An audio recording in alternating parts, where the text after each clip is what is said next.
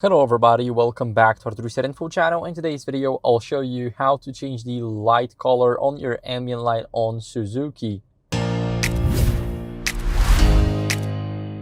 So I am on a Suzuki Eviterra. Now what are we going to do here is we're going to go over into settings, and in these settings we select the vehicle. Now in the vehicle we go to interior, and here we go to ambient light. Now make sure that you have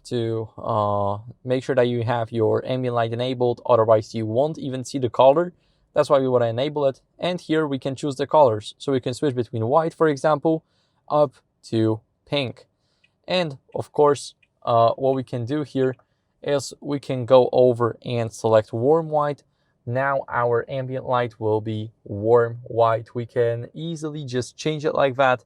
And that's it for the video. So thank you guys for watching. If you enjoyed it, then make sure to leave a like, subscription, and a comment. And I'll see you in the next one. Bye.